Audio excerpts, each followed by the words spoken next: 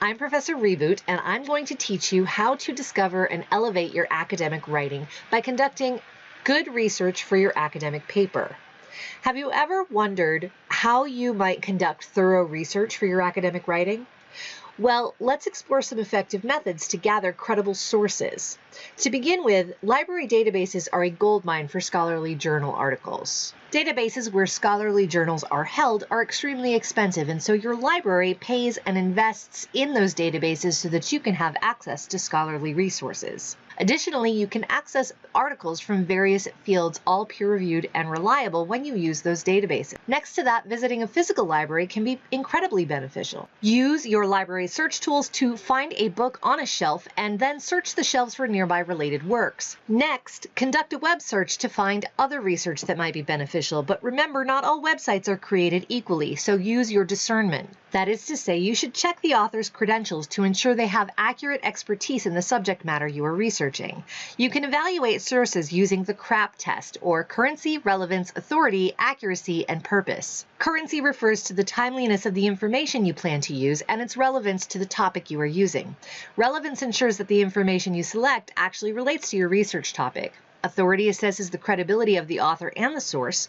Accuracy looks at the reliability and correctness of that content. Finally, purpose ensures that whatever you use for research is related to your thesis.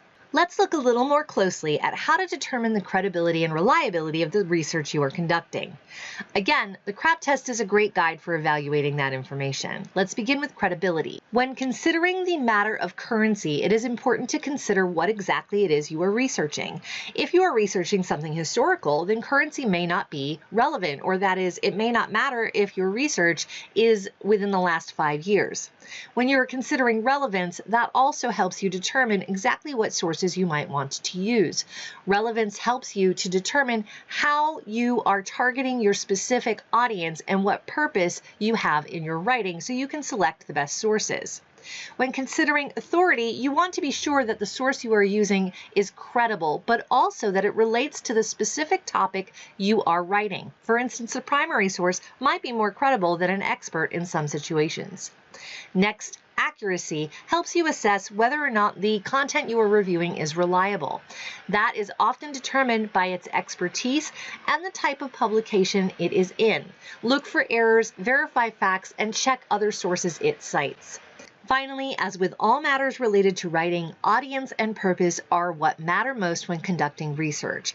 If the purpose of your writing is designed to inform, persuade, or teach something perhaps historical, or even analyze something artistic, it might be okay for you to use material that might appear biased or that might even seem commercial at the commercial level. By applying the CRAP test, you can make informed decisions about your sources and ensure the research you conduct is valid. Why does determining source validity matter so much? Because failure to do so can have lasting impact on your credibility as a writer. Consider the following story.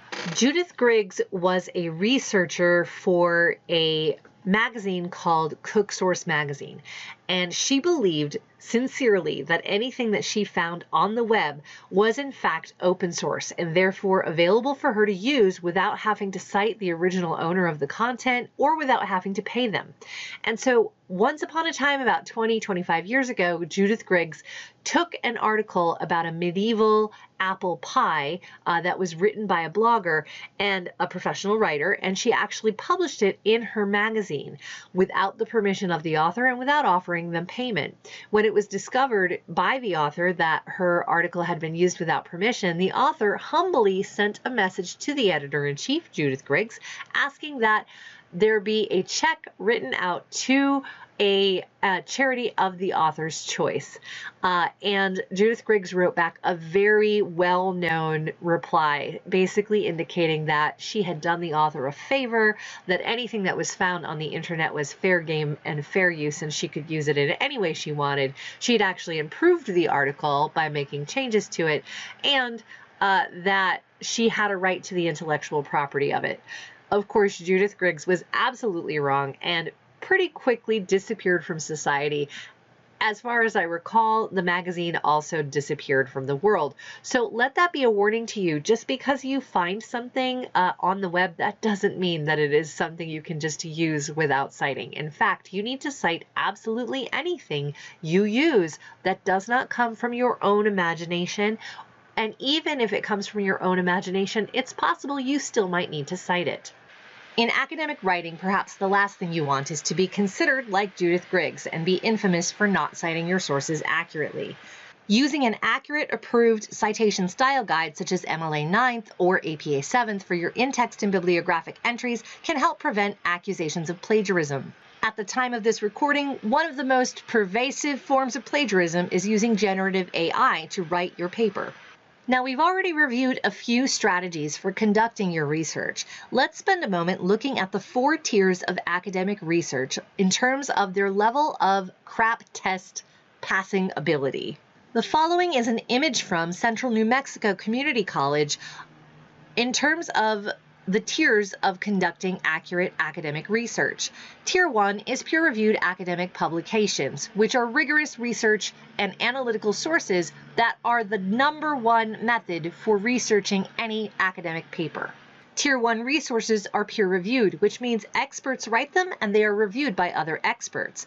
These articles undergo such a rigorous research standard that you can be assured of their reliability and accuracy, and they can only be found in places like library databases or search engines like Google Scholar. In contrast, Tier 2 resources are typically books or articles that are academic adjacent. They are well researched and often referred to Tier 1 resources, but perhaps come from sources that are secondary in nature or not as rigorously researched as a peer-reviewed journal. The third tier of academic research often comes from report outs, such as from newspaper articles or other credible websites. Because of the time-sensitive nature of reporting primary research, they cannot go through the same level of depth and rigor that academic or peer-reviewed sources may experience. The fourth tier of research barely warrants being mentioned in an academic research methodology. These are sources that are commercially derived and often in it for the money. As such, they have biases and often present a non-objective or a subjective experience and should be avoided in academic work unless, of course, you are analyzing that subjectivity. After all this, it would be no surprise if you're struggling to find credible sources for your research. Let's review how to find Tier 1 sources. Remember, your library invests heavily in databases that ensure you have access to top-tier scholarly journals. These databases often offer full-text variations of various disciplines of research and can help ensure you are reviewing a rigorously researched resource. Attending a library workshop can save you countless hours in the future of your research. Plus, librarians are often very eager to help students who are researching. They can guide you to the best databases for your topic and help you find sources that are helpful to you. If accessing a library is difficult for you, Google Scholar may be an option for you. Google Scholar aims to ensure that you only find research that has been conducted in a scholarly way. However, search engines are tricky and not always foolproof in finding academic research. You'll always need to remember to explore what resources you have available and ask your librarian for help, even with Google Scholar. As you are researching using tools like Google Scholar, or really any search engine, even library databases, it's important to consider the search terms you use.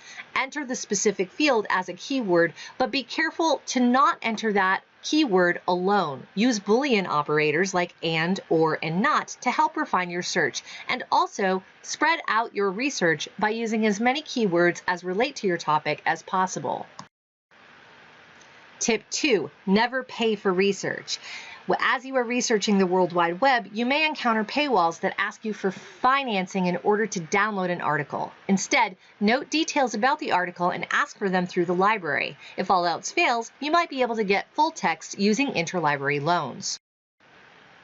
For my final tip, I recommend that you use the cited by feature in your research, and this includes if you're using things like Wikipedia for research. It is not safe to use Wikipedia as a research tool in your research process. However, if you look at the citations in Wikipedia or you use the cited by feature in your search terms, you may find how many times that resource has been researched or cited by other articles, and that number of citations might help determine the authenticity and accuracy or authority of the research you are using. This concludes Professor Reboot's Guide to Academic Research. I hope you found this resource helpful. Please like and subscribe. Thank you.